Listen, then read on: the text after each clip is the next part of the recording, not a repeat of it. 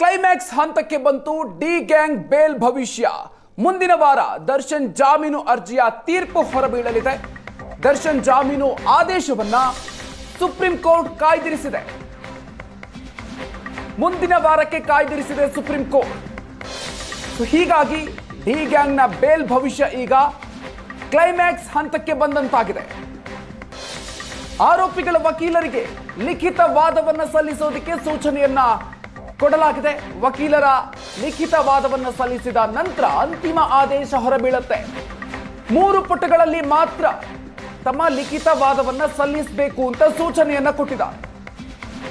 ದರ್ಶನ್, ಪವಿತ್ರ ಗೌಡ ಸೇರಿದಂತೆ 7 ಆರೋಪಿಗಳ ಬೇಲ್ ಭವಿಷ್ಯ ಇನ್ನೊಂದೇ ವಾರ, 1 ವಾರದ ಬಳಿಕ ದರ್ಶನ್ ಜಾಮೀನು ಭವಿಷ್ಯ ಗೊತ್ತಾಗುತ್ತೆ.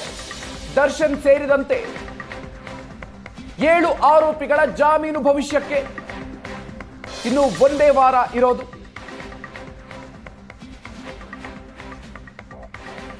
ಜಾಮೀನು ಅರ್ಜಿಯನ್ನ ರದ್ದು ಕೋರಿ ಸಲ್ಲಿಸಿದಂತಹ ಅರ್ಜಿ ವಿಚಾರಣೆಯ ವಾದ ಪ್ರತಿವಾದವನ್ನ ಸುಪ್ರೀಂ ಕೋರ್ಟ್ ಈಗಾಗಲೇ ಪೂರ್ಣಗೊಳಿಸಿದೆ. ಅಂತಿಮ ತೀರ್ಪನ್ನು ಮುಂದಿನ ವಾರಕ್ಕೆ ಕಾಯ್ದಿರಿಸಿದೆ. ರೇಣುಕಾಸ್ವಾಮಿ ಪ್ರಕರಣಕ್ಕೆ ಸಂಬಂಧಪಟ್ಟಂತೆ ನಟ ದರ್ಶನ್ಗೆ ಹೈಕೋರ್ಟ್ ನೀಡಿದ್ದಂತಹ ಜಾಮೀನನ್ನು ಪ್ರಶ್ನಿಸಿ ರಾಜ್ಯ ಸರ್ಕಾರ ಸುಪ್ರೀಂ ಕೋರ್ಟ್ ಮೆಟ್ಟಿಲೇರಿತ್ತು.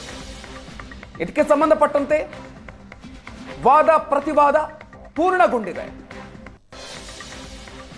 ಇನ್ನು ಆರೋಪಿಗಳ ಪರ ವಕೀಲರಿಗೆ ಲಿಖಿತ ವಾದವನ್ನ ಸಲ್ಲಿಸೋದಕ್ಕೆ ಸೂಚನೆಯನ್ನ ಕೊಟ್ಟಿದ್ದಾರೆ.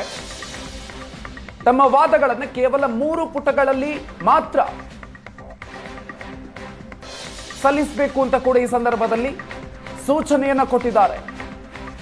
A1 ಆರೋಪಿ ಪವಿತ್ರ ಗೌಡ, ದರ್ಶನ್ ಸೇರಿದಂತೆ ಒಟ್ಟು 7 ಆರೋಪಿಗಳ ಭವಿಷ್ಯ. A14 ಪ್ರದೂಷ್, A12 Lakshman, A11 Nagaraj, A7 Anukumar, A6 Jagadish, ಎಲ್ಲ ಆರೋಪಿಗಳಿಗೆ ಸಂಬಂಧಪಟ್ಟಂತೆ ಇನ್ನು ಮುಂದಿನ ವಾರದಲ್ಲಿ ಬೇಲ್ ಭವಿಷ್ಯ ನಿರ್ಧಾರ ಆಗಲಿದೆ.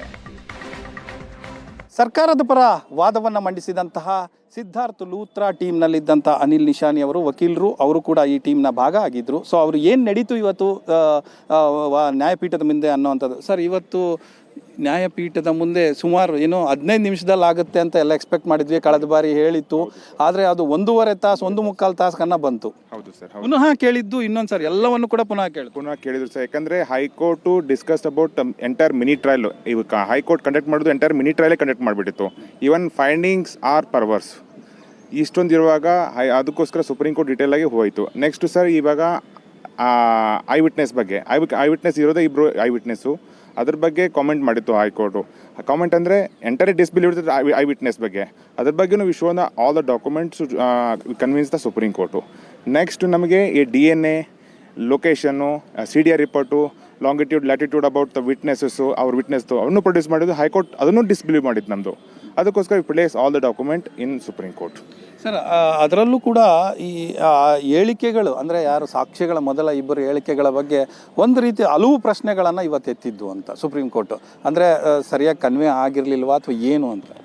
ಸರ್, ಹೈಕೋರ್ಟ್ ಸರಿಯಾಗಿ ಐ ವಿಟ್ನೆಸ್ನ ರೀಡ್ ಮಾಡಿರಲಿಲ್ಲ ಸರ್. ಅದಕ್ಕೋಸ್ಕರನೇ ಇವಾಗ ಅಗೇನ್ ಸುಪ್ರೀಂ ಕೋರ್ಟ್ ರೀಡ್ ಮಾಡಿ ಇವಾಗ ಆರ್ಡರ್ ಬರುತ್ತೆ ಸರ್. ನೋಡೋಣ. ನಾವು ರಿಟರ್ನ್ ಸಬ್ಮಿಷನ್ ಕೊಟ್ಟಿದ್ದೀವಿ, ಪ್ಲಸ್ ಆರ್ಗ್ಯುಮೆಂಟು ಮಾಡಿದ್ದೀವಿ ಆ ಬೇಸ್ ಮೇಲೆ. ಈಗ 3 ಪೇಜ್ಗಳ ಆರ್ಡ್ರನ್ನು ನೀವು ಇನ್ನು ವಿತಿನ್ 8 ಡೇಸ್ ಒಳಗೆ ಫೈಲ್ ಮಾಡಿ ಅಂತ ಹೇಳಿ ರಿಟರ್ನ್ ಸಿನಾಪ್ಸಿಸ್ ನಾವು ಆಲ್ರೆಡಿ ಸಬ್ಮಿಟ್ ಮಾಡಿದ್ದೀವಿ ಸರ್. ಇನ್ನು ರಿಮೈನಿಂಗ್ ಅಕ್ಯೂಸ್ಡ್ ಅವರು ಸಬ್ಮಿಟ್ ಮಾಡಬೇಕಷ್ಟೇ. ನಾವು return submission already filed. So ಸಾಕಷ್ಟು ಇದರಲ್ಲಿ ಹೆಚ್ಚು ಪ್ರಾಮುಖ್ಯತೆ ವಹಿಸುವಂಥದ್ದು ಡಿಜಿಟಲ್ ಎವಿಡೆನ್ಸ್ ಅನ್ನುವಂಥದ್ದು. ಸೊ ಈ ಇಡೀ ಪ್ರಕರಣದಲ್ಲಿ ಹಲವು ಬಾರಿ ಕೇಳಿ ಬಂದಿದ್ದೇ ಇದು ಡಿಜಿಟಲ್ ವಿಚಾರಣೆ ಸಂದರ್ಭದಲ್ಲಿ ಹಲವು ಡಿಜಿಟಲ್ ಎವಿಡೆನ್ಸ್ ಅನ್ನುವಂಥದ್ದು. ಹೌದು ಸರ್. ಅದು ಮೇನ್ ಇರುವಾಗ ಈ CCTV ಆಯಿತು, ಈ ಲಾಂಗಿಟ್ಯೂಡ್ ಲಾಟಿಟ್ಯೂಡ್ ಬಗ್ಗೆ CDR ರಿಪೋರ್ಟು, ಅಕ್ಯೂಸ್ಡ್ ಮೂವ್ಮೆಂಟು, ಅದನ್ನು ಎಂಟೈರ್ಲಿ ಡಿಸ್ಬಿಲೀವ್ ಮಾಡಿತ್ತು ಹೈಕೋರ್ಟಲ್ಲಿ ಸರ್. ಅದನ್ನು ಇವಾಗ ಅಪ್ರಿಷಿಯೇಷನ್ ಮಾಡ್ತಾ ಇದ್ದಾರೆ ಸುಪ್ರೀಂ ಕೋರ್ಟಲ್ಲಿ. ಹೆಚ್ಚಿನ ಡೀಟೇಲ್ಸ್ ಕೊಡ್ತಾರೆ ನಮ್ಮ ಪ್ರತಿನಿಧಿ, ದೆಹಲಿ ಪ್ರತಿನಿಧಿ ಮಂಜುನಾಥ್ ಇದೀಗ ನಮ್ಮ ಜೊತೆಗೆ ನೇರ ಸಂಪರ್ಕದಲ್ಲಿ ಜಾಯ್ನ್ ಆಗ್ತಾ ಇದ್ದಾರೆ. ಮಂಜು, ಇದೀಗ ದರ್ಶನ್ ಸೇರಿದಂತೆ 7 ಆರೋಪಿಗಳ ಜಾಮೀನು ಭವಿಷ್ಯ ಇನ್ನೊಂದು ವಾರದಲ್ಲಿ ಗೊತ್ತಾಗುತ್ತೆ. ಇವತ್ತು ಏನೇನಾಯಿತು ಕೋರ್ಟ್ನಲ್ಲಿ? ಮಧು, ಹೆಚ್ಚು ಕಡಿಮೆ ಇವತ್ತು ಎಲ್ಲರ ಒಂದು ಪಲ್ಸ್ ಜಾಸ್ತಿಯಾಗಿ ಡೌನ್ ಆಗಿದ್ದಂತ ನಾವು ನೋಡಿದ್ವಿ. ಯಾಕಂದರೆ ಆರೋಪಿ ಪರ ಇರ್ಬೋದು ಅಥವಾ ವಕೀಲರು ಯಾರು ಪೊಲೀಸರ ಪರ ವಕೀಲರು ಇರ್ಬೋದು, ಎಲ್ಲರಿಗೂ ಕೂಡ. ಯಾಕಂದರೆ ಇಡೀ ಪ್ರಕರಣ ಮತ್ತೊಮ್ಮೆ ಕೇಳಿದಂಥದ್ದು ಒಂದು ಚಿತ್ರಣ ನಮ್ಮ ಮುಂದೆ ಇವತ್ತು ಬಂದಿದ್ದು. ಕಳೆದ ಇದು 10ನೇ ಸರಿ ಹಿಯರಿಂಗ್ ನಡೀತಾ ಇರುವಂಥದ್ದು ಈ ಪ್ರಕರಣ. ಆದರೆ ಕಳೆದ 2-3 ಬಾರಿ ಹಿಂದೆ ಕೇಳಿತ್ತು ನ್ಯಾಯಪೀಠ, ಒಂದಷ್ಟು ರಿಮಾರ್ಕ್ಸ್ ಕೂಡ ಮಾಡಿತ್ತು. ಆದರೆ ಇವತ್ತು ಒಂದು 15 ನಿಮಿಷದಲ್ಲಿ, ಯಾಕಂದರೆ ಕಳೆದ ಬಾರಿ ಹೇಳಿತ್ತು ಒಂದು 15 ನಿಮಿಷದಲ್ಲಿ ಇದನ್ನು ನಿಮ್ಮ ವಾದವನ್ನು ಮಂಡಿಸಿಬಿಡಿ ಅನ್ನುವಂಥದ್ದು ದರ್ಶನ್ ಪರ ವಕೀಲರಿಗೆ ಹೇಳಿತ್ತು. ಆದರೆ ಇವತ್ತು ಆರಂಭಕ್ಕೆ ಲೂತ್ರಾ ಅವರು ಶುರು ಮಾಡಿದರು, ಸರ್ಕಾರಿ ಪರ ವಕೀಲರು ಪೂರ್ತಿಯಾಗಿ ಒಂದೊಂದಾಗಿ FIR ಇಂದ ಹಿಡಿದು ಕೊನೆಗೆ ಮರಣೋತ್ತರ ಪರೀಕ್ಷೆಯ ತನಕ ಆ ಕಲೆಗಳು ಬಂದಿದ್ದಿರ್ಬೋದು, ಯಾರ್ಯಾರ ಪಾತ್ರ ಏನಿದೆ ಅನ್ನುವಂಥದ್ದು ವಿವರಣೆ ಕೊಡ್ಲಿಕ್ಕೆ ಶುರು ಮಾಡಿದರು. ಆವಾಗ ಒಂದು ರೀತಿಯಲ್ಲಿ ಏನೋ ಬೇರೆ ಥರ ಎಲ್ಲರಿಗೂ ಕೂಡ ಒಂದು BP ಪಲ್ಸ್ ಜಾಸ್ತಿ ಆಗ್ತಾ ಹೋಯ್ತು. ಈ ಕಡೆ ಈವನ್ ಪೊಲೀಸರ ಕಡೆ ಇರ್ಬೋದು ಅಥವಾ ಆ ಕಡೆ ದರ್ಶನ್ ಅವ್ರ ಪರ ಇರ್ಬೋದು, ಎಲ್ಲರ ಪರಗೂ ಒಂದು ರೀತಿಯಲ್ಲಿ ಪಲ್ಸ್ ಜಾಸ್ತಿ, ರೇಟ್ ಜಾಸ್ತಿ ಆಗ್ತಾ ಹೋಯ್ತು. ಸೊ ಆದರೆ ಇಡೀ ಪ್ರಕರಣವನ್ನು ಪುನಃ ಒಂದು ರೀತಿಯಲ್ಲಿ ಕೇಳೋ ಮೂಲಕ 1-1.5 ಗಂಟೆಗಳ ಕಾಲ ಇವತ್ತು ವಿಚಾರಣೆಯನ್ನು ನಡೆಸಿದ್ದು. ಹಾಗಾಗಿಯೇ ಒಂದು ಸಾರಿ ಪಾಸ್ ಓವರ್ ಮಾಡಿ ಪ್ರಕರಣವನ್ನು ಮತ್ತೆ ಒಂದು 5 ಪ್ರಕರಣಗಳನ್ನು ಕೇಳಿ ಪುನಃ ಈ ಪ್ರಕರಣವನ್ನು ಕೈಗೆತ್ತಿಕೊಂಡಿದ್ದು. ಸುಮಾರು 1.5 ಗಂಟೆಗಳ ಕಾಲ ನಡೆದಂಥ, ಅಂದರೆ ವಿಚಾರಣೆ ನಡೆಸಿದಂಥದ್ದನ್ನು ನಾವು ನೋಡಿದರೆ ನ್ಯಾಯಪೀಠ ಪೂರ್ತಿಯಾಗಿ ತರೋ ಆಗಿ ಬಂದಿದೆ. ಅಂದರೆ ಯಾವ ಕ್ವಶನನ್ನು ಎಲ್ಲಿ ಯಾರಿಗೆ ಕೇಳಬೇಕು ಅನ್ನುವಂಥದ್ದು ಪೂರ್ತಿಯಾಗಿ ತರೋ ಆಗಿ ಬಂದಂಥ ರೀತಿಯಲ್ಲಿ ಕಾಣಿಸ್ತು. ಯಾರಿಗೂ ಕೂಡ ಕ್ವಶನ್ ಮಾರ್ಕ್ ಇರಬಾರ್ದು ಅನ್ನುವಂಥ ಕಾರಣಕ್ಕೋಸ್ಕರ ಈ ರೀತಿಯಾಗಿ ಪೂರ್ತಿಯಾಗಿ ಇವತ್ತು ವಾದ ಪ್ರತಿವಾದವನ್ನು ನ್ಯಾಯಪೀಠ ಕೇಳಿದೆ ಅನ್ನುವಂಥದ್ದು ಎಲ್ಲರಿಗೂ ಕೂಡ ಗೊತ್ತಾಗಿದ್ದು. ಸೊ ಇಷ್ಟೆಲ್ಲದರ ನಡುವೆ ನ್ಯಾಯಪೀಠ ಒಂದು ಆರ್ಡರ್ ರಿಸರ್ವ್ ಮಾಡಿತು.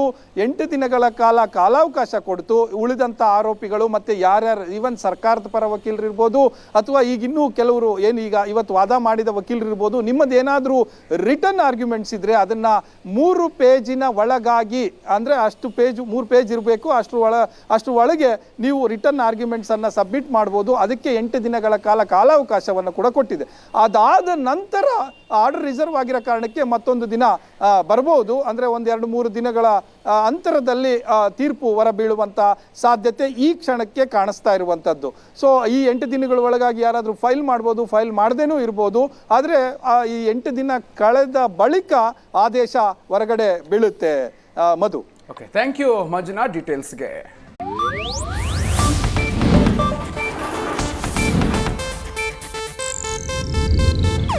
ಇದು ಏಷ್ಯಾನೆಟ್ ನ್ಯೂಸ್ ನೆಟ್ವರ್ಕ್ ಪ್ರಸ್ತುತಿ.